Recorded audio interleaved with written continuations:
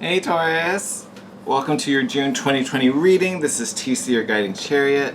I hope you guys are doing well and staying safe and definitely sane as our world is going through all kinds of crazy shifts and just crazy in general. It's just a lot of crazy.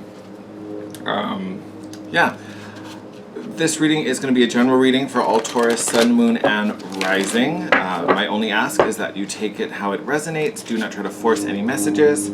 If it fits your scenario, great. If it doesn't, that part of the message isn't for you. Leave it on the table. This is your June reading, but I'm really focusing it on eclipse season. So we just started eclipse season. I'm filming this on Sunday, so we started it on Friday with the lunar eclipse in Sagittarius. We have a solar eclipse in Cancer later this month, and then we end the season with another lunar eclipse in Capricorn the beginning of July. So we got about 30 days that I really want this energy to kind of examine and see what energies are surrounding us physically, mentally, spiritually, that's helping us to grow and helping us to evolve. Because this eclipse season really is about tying up some karmic loose ends. A lot of karmic issues are coming up. A lot specifically about relationships, so how we show up in a relationship, what we expect out of our relationships, reevaluating the relationships we already have, whether they're romantic or platonic. So lots of things coming up. We also have a ton of planets in retrograde. By the end of June, we actually will have more planets in retrograde than we have going direct. So that's always exciting. So lots going on. And I really just want to use this reading to kind of gauge what is going on for you in your own personal wheelhouse. All right?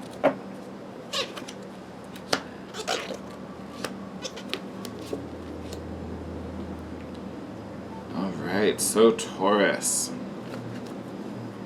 Well, Taurus, I can tell you right out of the gate, you are in line with this energy already.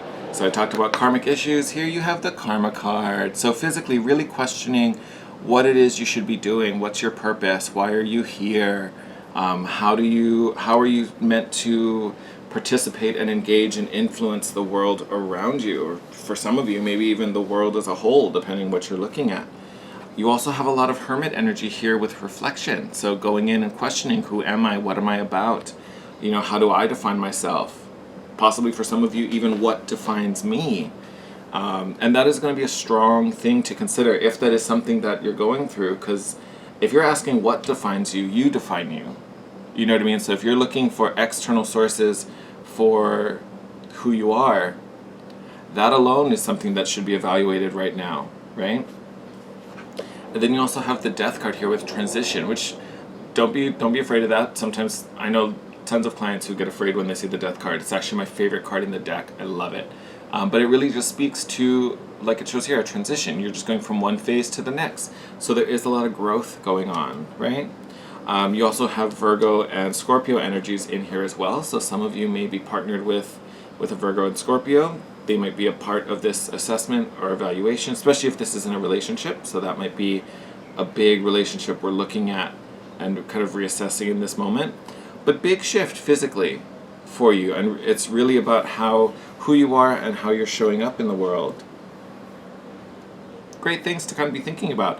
And I think this pause, going through quarantine and then also reflecting on what's happened recently concerning Black Lives Matter really has forced us to ask some heavy questions, but questions that needed to be answered. And I know personally it's brought up discussions that probably wouldn't have happened otherwise with between friends and people close to me, and they've all been really great and really positive. So this is a great moment to really reflect on what you want to do and how you want to show up for yourself and for others and for our community as a whole. So beautiful spot to be kind of dwelling in and sitting in, and lots of positive energy. It is a big shift for you because look, we have all major arcanas.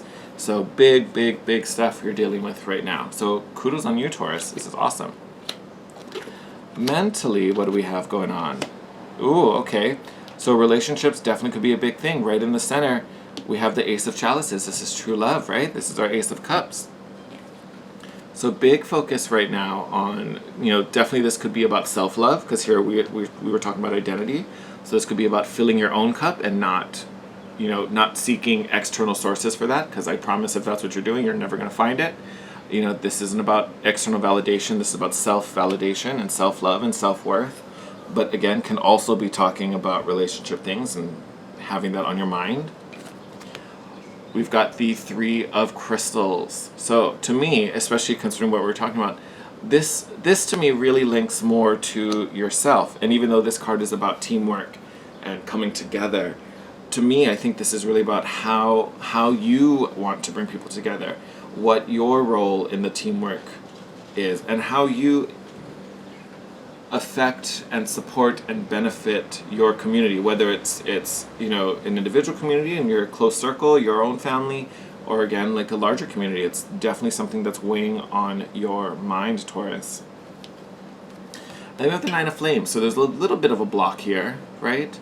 And to me this has to do with kind of who you've been and how you've seen yourself, and what hurdles need to be shifted, or what swords need to be laid down for you to shift gears and change and kind of walk a new path. Because this can be quite a stubborn energy in Taurus. I say this with love. You can be a pretty stubborn sign, right? You love your comfort space. You like to be where it's comfortable and stay with what you know. Some of what you're thinking about may be about going in a new direction and doing something different for you. But it's something that you're drawn to, something that you care about, something that you think is important and has value. And that's really what's going to get you through it.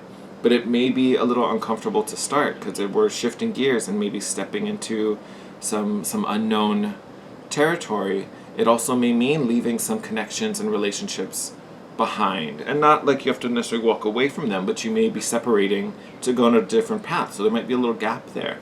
And that may be where this Ace of Chalices is coming from. Because if you're used to, getting filled by these sources and having support from these sources, and now you may be moving away from that, that can be scary. And then you really do have to rely on yourself to fill your own cup, right?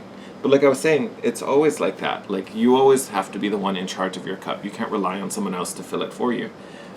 But again, mentally, we're really sorting out how we show up, what we need to be doing, and what on a conscious level do we need to change. Because I feel like with this Nine of Flames, some of what you do now does need to be evaluated, and I think ultimately some of it will end up being abandoned and left to the wayside because it doesn't serve you anymore. Maybe it did once, but now with this new version of yourself that's emerging, not going to be the same story there. Ooh.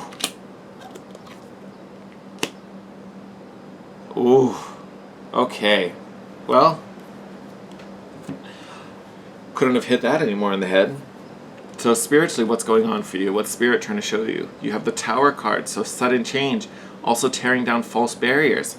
So I talked about this over here. It served you once. Maybe there was a reason for this structure at some point. But you are coming out a new person. You are evolving. And, these walls and supports that have been built up don't serve you anymore. Now if you let them stay, they will hold you back. So Spirit is forcing them to come down. So that alone can be tough. That can be really scary when something is kind of ripped away from you. But again, it's taking something away that isn't serving you in the first place anyway.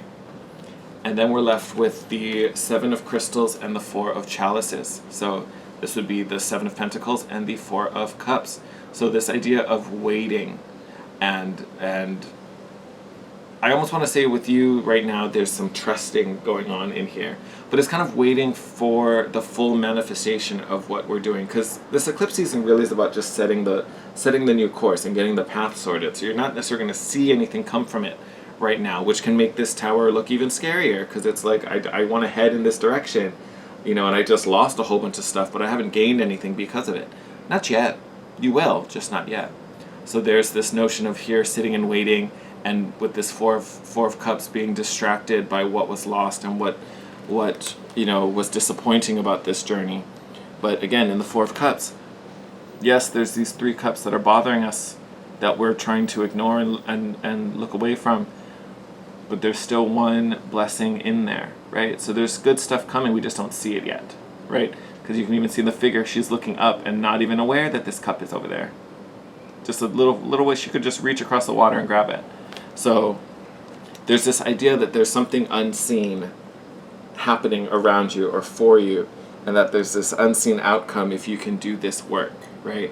So you are kind of working on faith and trust a little bit. Not a bad thing. It's also not something you've never done before, but it can be kind of scary, especially for a sign like yours that likes the security and likes the safety, and likes the predictability, right? With an earth sign, right? We want things to be stable. This is going to be a little unstable for a bit because, again, your foundations are being shaken up. Right, it'd be breaking foundations so that we can build it differently and better. But that's the key. We're building it better. This will bring you more if you can kind of be willing to lean into what's going to be uncomfortable for a little bit and kind of wait it out.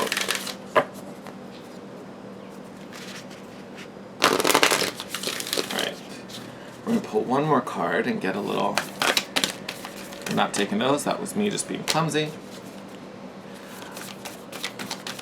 Just to get some guidance about what's going on. But physically, you guys are doing the work, which is great. It's already in your conscious mindset as we kind of evaluate what needs to be dropped, what needs to be supported, in alignment with how we want to show up moving forward.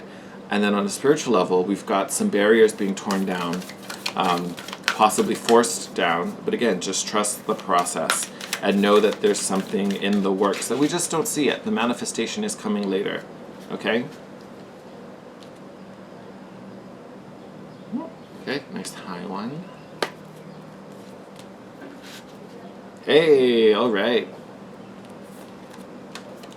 So full moon in Cancer. Love this. Love, love, love this. I want to say Pisces also got this card. I know someone else got this card. I can't remember who it was. I think it was Pisces. But we have the new moon in Cancer coming up at the end of the month, so it might be a significant time for you.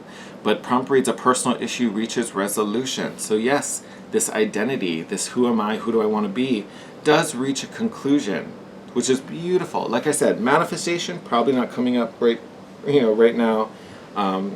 But the answers you seek come up through eclipse season. So again, give it 30 days. 30 days. You can handle 30 days. You'll be fine, Taurus. All right? So, excellent reading. Lots of good juju for you and surrounding you. I'm adding more to it and sending you love and light and wishing you the best. Again, stay safe, stay sane, take care of yourself, take care of those important to you and those around you. I love you lots. Take care, and I will see you in your next video. Bye, Taurus.